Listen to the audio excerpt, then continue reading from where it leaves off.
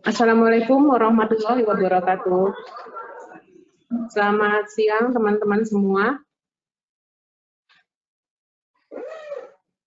Izin hari ini saya perwakilan dari tim COVID respon menyampaikan perkembangan terbaru tentang data COVID di kita ODP dan juga PDP, dan juga nanti saya akan sharing tentang pemakaian APD juga untuk dekontaminasi N95. Ini data yang terbaru. Jadi di kita sekarang sudah ada total kita merawat PDP ada 6 yang saat ini dirawat, kemudian 18 yang kita diagnosa sebagai PDP, 2 positif COVID, dan juga 2 ODP. Yang saat ini dirawat di 8A ada 6 orang, dan yang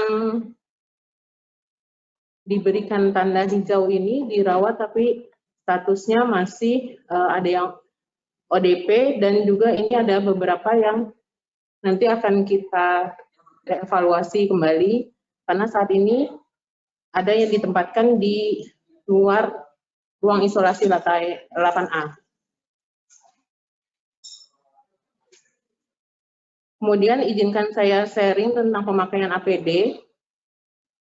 Berikut untuk di IGD isolasi, untuk individu, dokter dan juga perawat yang melakukan aktivitas memberikan perawatan pada pasien PDP atau COVID yang terkonfirmasi, APD yang dipakai, masker bedah, baju scrub, hazmat, sarung tangan Obgyn, Google ataupun face shield, dan juga sepatu boot. Bagi teman-teman yang memberikan prosedur yang akan menimbulkan aerosol, sebaiknya memakai masker N95, baju scrub, hazmat, sarung tangan Obgyn, Google ataupun face shield, dan juga boots. Kemudian untuk teman-teman di laboratorium, untuk pengambilan darah bagi pasien PDP ataupun COVID yang terkonfirmasi, bisa memakai masker bedah, baju scrub, hazmat, sarung tangan Obgyn, sarung tangan yang sampai segini, kemudian Google ataupun face shield, dan juga boots. Untuk teman-teman di radiologi yang mengambil ronsen pasien PDP ataupun COVID-19 terkonfirmasi dapat menggunakan masker bedah, baju scrub, hazmat, sarung tangan Obgyn, Google ataupun face shield, kemudian sepatu tertutup atau shoes cover. Untuk farmasi yang mengisi troli emergensi, menggunakan masker bedah, baju scrub, hazmat, sarung tangan, Google atau face shield, sepatu tertutup ataupun shoes cover. Dan bagi petugas kebersihan yang membersihkan ruangan pada pasien PDP ataupun COVID terkonfirmasi dapat menggunakan masker bedah, baju scrub, hazmat, sarung tangan, Google ataupun face shield, tertutup atau shoes cover. Untuk petugas ambulan yang akan mengantarkan rujukan pasien PDP dapat menggunakan masker bedah, baju scrub, kemudian sarung tangan, face shield, dan sepatu tertutup.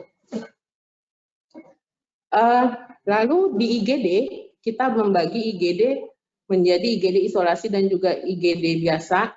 Untuk di IGD yang memberikan perawatan pada pasien non-PDP, bagi dokter, perawat, ini dapat menggunakan masker bedah, baju scrub, gaun pelindung, sarung tangan, Google, ataupun sepatu, dan juga sepatu tertutup. Begitu juga untuk petugas radiologi dan juga petugas kebersihan. Untuk security di IGD, pada bagian screening dapat menggunakan masker bedah, gaun pelindung, sarung tangan, Google atau face shield, dan juga sepatu tertutup. Kemudian pasien yang terkonfirmasi PDP akan diberikan perawatan di ruang isolasi lantai 8A. Di sana nanti kita membagi 4 ruangan untuk isolasi pasien-pasien TB, dan sisanya 9 ruangan digunakan untuk pasien PDP. Di sana nanti para petugasnya yang memberikan perawatan, baik dokter, perawat, kita bekali mereka dengan, untuk dokter ya, dokter yang tidak melakukan tindakan yang menyebabkan aerosol, cukup memakai masker bedah, baju scrub, hazmat, sarung tangan objin, Google ataupun face shield, dan juga boots. Namun bagi teman-teman perawat yang melakukan tindakan aerosol, dapat memakai masker N95, baju scrub, kemudian dilapisi dengan hazmat, menggunakan sarung tangan objin, dan juga Google serta boots. Untuk petugas laboratorium, ini sama pemakaian APD-nya dengan dokter, yaitu masker bedah tanpa masker N95, dan seterusnya sama dengan yang dokter. Kemudian untuk radiologi juga sama seperti petugas laboratorium dan juga petugas kebersihan. Untuk di poliklinik, dokter ataupun perawat yang melakukan assessment, kita membekali dengan masker bedah, baju scrub, Google, dan juga sepatu tertutup. Untuk perawat di nurse station, hanya menggunakan masker bedah. Dan juga untuk perawat yang di ruang tindakan, kita membekali dengan masker bedah, face shield, sarung tangan, apron plastik ataupun gaun, kemudian sepatu tertutup. Untuk poli gigi, bagi dokter dan perawat, karena prosedur yang dilakukan menimbulkan aerosol, maka wajib menggunakan APD yang lengkap, termasuk dengan masker N95. Untuk dirawat intensif lantai 3, bagi dokter dan perawat yang memberikan perawatan pada pasien non-PDP, cukup menggunakan masker bedah, baju scrub, sarung tangan, Google ataupun face shield, dan juga sepatu tertutup. Untuk perawat yang melakukan prosedur yang menimbulkan aerosol, dapat menggunakan masker bedah, baju scrub, apron, ataupun gaun pelindung, sarung tangan, face shield atau Google, dan juga sepatu tertutup. Untuk petugas fisioterapi, cukup menggunakan masker bedah, baju scrub, sarung tangan, dan sepatu tertutup. Karena di sini tindakan yang menimbulkan aerosol biasanya dilakukan oleh teman-teman perawat. Untuk di OKIGD, bagi dokter, perawat yang memberikan tindakan operasi yang melibatkan saluran nafas atas pada pasien PDP ataupun yang sudah confirm COVID-19, kita membekali dengan APD yang lengkap termasuk N95. Untuk perawat yang mengantarkan pasien dari ruang penerimaan ke kamar bedah sampai dengan positioning, kita membekali dengan masker bedah, baju scrub, hazmat, sarung tangan, Google ataupun face shield, dan juga boots. Kemudian untuk petugas kebersihan juga APD-nya sama dengan perawat yang mengantar pasien dari ruang penerimaan ke kamar bedah sampai dengan positioning. Untuk di ranap ataupun rajal bagi dokter dan perawat yang melakukan tindakan RJP, ini kita memberikan masker bedah untuk pasien yang non-PDP ya, masker bedah, hazmat, sarung tangan, Google ataupun face shield, dan sepatu tertutup. Untuk di ranap biasa, bagi dokter, perawat, dan petugas kesehatan lain yang memberikan perawatan pada pasien non-PDP, disesuaikan dengan indikasi tindakan. Kemudian untuk petugas pemulasaran jenazah yang menangani jenazah pasien PDP ataupun yang confirm, kita membekali dengan masker bedah, hazmat, sarung tangan objin, Google ataupun face shield, dan juga boots. Kemudian izinkan saya sharing tentang N95 yang memang keterbatasan persediaan ya di sini. Nah, ini cara-cara pemasangan N95. Teman-teman mencuci tangan dahulu, kemudian talinya itu direnggangkan dan juga dipegang tali yang bagian atas. Kemudian diletakkan yang bagian depannya itu, masker bagian depan diletakkan di mulut, kemudian pasang tali yang bagian atas, baru yang bagian bawah.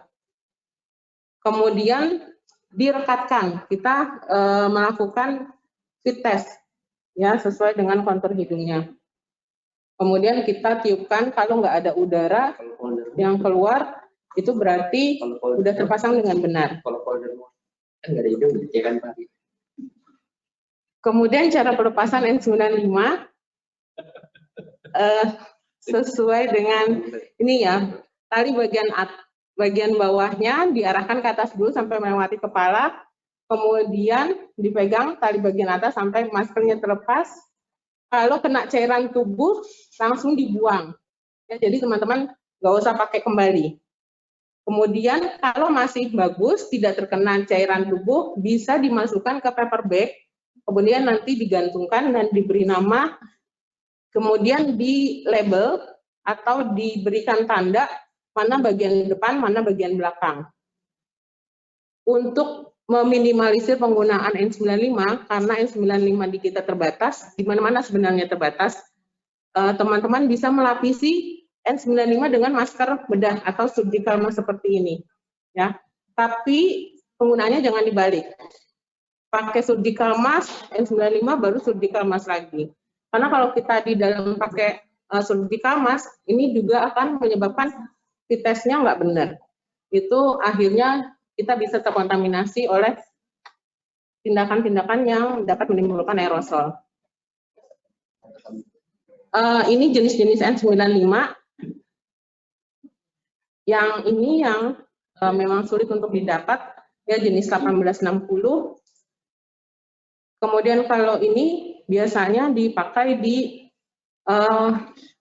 mana namanya di industri, ya.